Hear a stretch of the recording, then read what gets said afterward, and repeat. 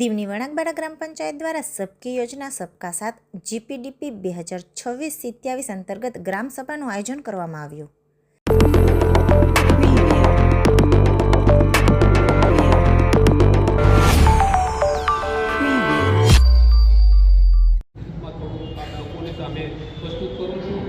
તો આપણે સન 2024-25 વર્ષમાં ખરેખરી આવક આપણે કેટલી કરી અને કેટલું જ આવક કર્યું, ક્યાં ક્યાં હેડમાંથી આપણે આવક કેટલી મળી અને ક્યાં ક્યાં હેડમાં ખર્ચ કર્યો તેનો બહુ વિસ્તૃત એ આપણે ટોટલ 1,10,00,000 રૂપિયાનું બજેટ મૂકવામાં આવેલું. કેન્દ્ર શાસિત પ્રદેશ દીવના વણાકબારા ખાતે શિવસદન હોલમાં વણાકબારા ગ્રામ પંચાયત દ્વારા ગ્રામ સભાનું આયોજન કરવામાં આવ્યું હતું. આ ગ્રામ સભામાં સબકી યોજના સબકા વિકાસ અંતર્ગત ગ્રામ પંચાયત વિકાસ યોજના જીપીડીપીના વર્ષ 2026-27 એક્શન પ્લાન વિશે, મિશન અંત્યોદય યોજના હેઠળ પ્રાપ્ત રેન્કિંગ પરિણામો, ડેટા રજૂઆત અને માન્યતા, ગ્રામ પંચાયતની વર્ષ દરમિયાન આવક જાવક, ગ્રામ પંચાયતના આગામી પ્લાન જેવી અનેક જાણકારી અપાઈ હતી. સાથે સાથે દીવની વિવિધ વિભાગો દ્વારા લોકોને મળતી સરકારી યોજનાઓ અંગે માહિતી અપાઈ હતી, જેમાં આરોગ્યલક્ષી જાણકારી અને તેની યોજનાઓ, બેંકમાં લોકોને મળતી યોજનાઓ, ટોરેન્ટ પાવરના કર્મચારીએ સોલારને લઈને યોજનાની જાણકારી આપી હતી, રોજગારલક્ષી જાણકારી, આયુષ આરોગ્ય અંગે, મિશન શક્તિ અંતર્ગત યોજનાઓ વગેરે વિશે વિસ્તૃત માહિતી અપાઈ હતી.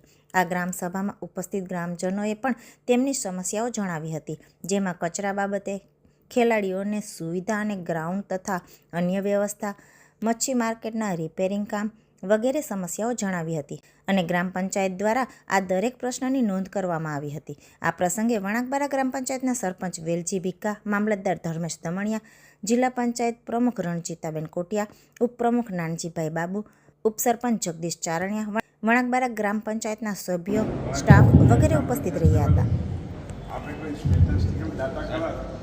ધારો કે ટીવીની તમે જે વાત કરો છો તો વણાકબાર લેવલે કોઈ ટીવીની કેસીસ છે કે જે 100% બને તો ખ્યાલ છે કે ટીવીનો જે સ્ટાન્ડર્ડ આપણને એવા કોઈ દાદા કેન્સર તમે કહો ને સર્વાઇકલ બ્રેસ્ટ કેન્સર તો એનું આઈડેન્ટિફિકેશન નથી તો એના માટે તમારે શું પ્રોગ્રામ છે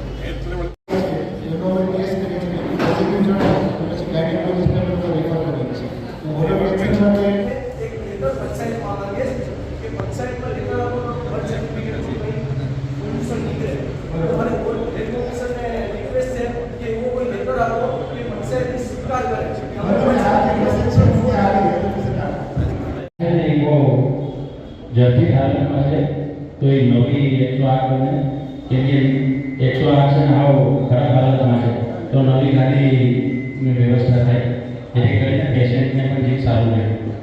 ના જે ભાઈ વાત કરી એ બહુ યોગ્ય વાત છે. અમારા અહીંથી ડિલિવરીના કેસ ઉના જાય તો ઉનાથી પછી બર્થ સર્ટિફિકેટ કાઢવામાં અમારા લોકોને બહુ પ્રોબ્લેમ થાય. ના અહીંયા સ્વીકારવામાં પણ બહુ હાર્ડ થાય તો એ લોકોને એક અહીંથી તમે રિફર લેટર આપો જેથી કરીને અમે બર્થ અહીં નીકળી જાય.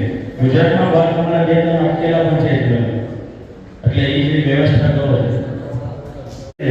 બેસિક સારવાર કરો જેથી કરીને અમારા અહીંયા ઓફિસરને વારંવાર કોઈ લાગી જાય તો રાતના અહીંયા જ આવે છે.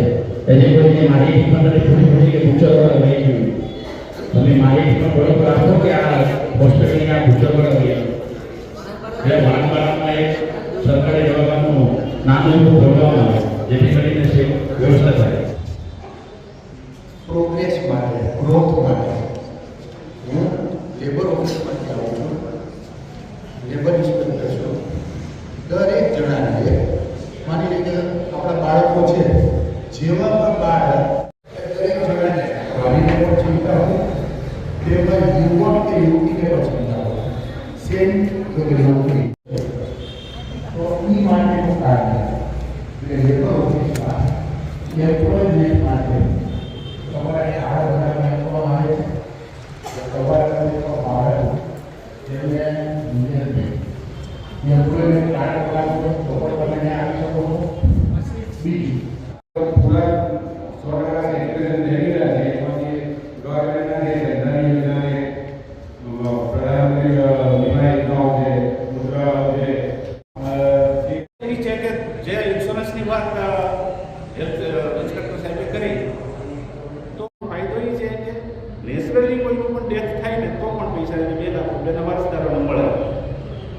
બીજી એક સ્કીમ છે પ્રધાનમંત્રી સુરક્ષા વીમા યોજના.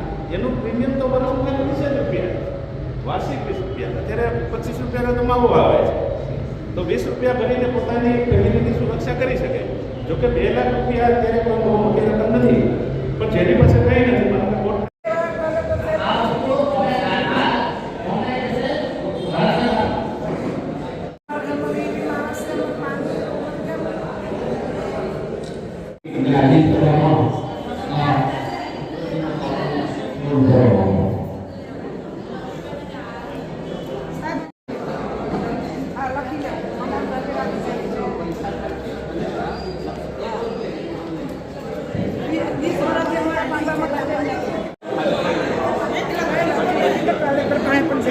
કેટલા વર્ષ થયા?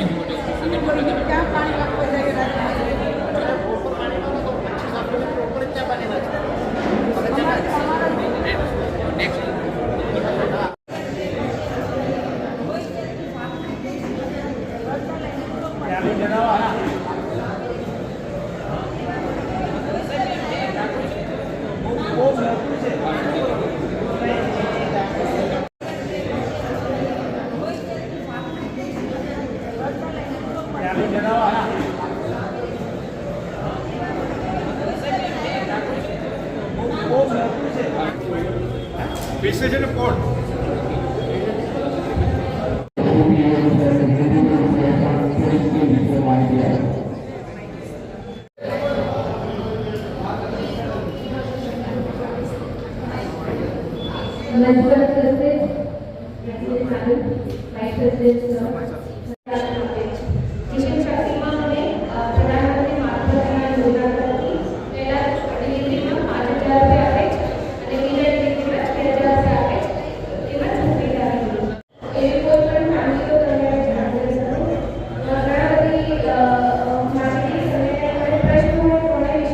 મળે એના માટે અમારો પ્રયત્ન છે.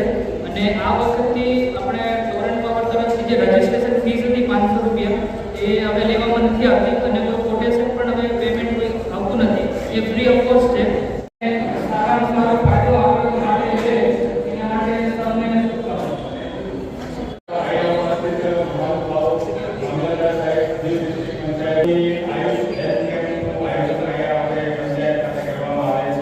જેની અંદર આયુષ વિભાગ દ્વારા વિભિન્ન પ્રકારની સુવિધાઓ વિવિધ પ્રકારના રોગ માટે, સારવાર માટે, ઇલાજ માટે, માર્ગદર્શન લેવા માટે, વિવિધ તપાસ કરવા માટે અહીંયા આવીને માર્ગદર્શન લઈ લો. મારા નામ નથી આપનું સ્વાગત કરું છું, વેલકમ કરું છું. સરપંચ સાહેબ શ્રી વેલજીભાઈ આવા જનપ્રતિનિધિ તમારે કોઈ માહિતી છે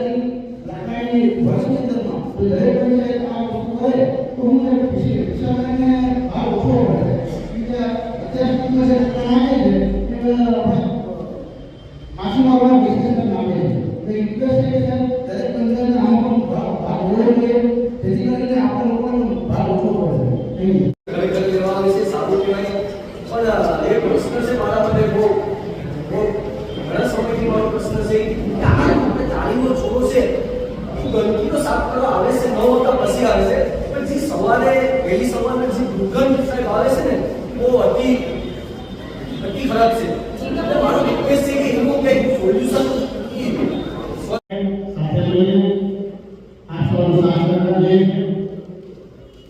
જેથી કરીને આપણું કામ સુંદર અને સ્વસ્થ રહે એ જીવનમાં ઘણી બધી યોજનાઓની વાત કરી આપણે જે કંઈ લાગુ પડતી હોય એ યોજના લાભ લીધો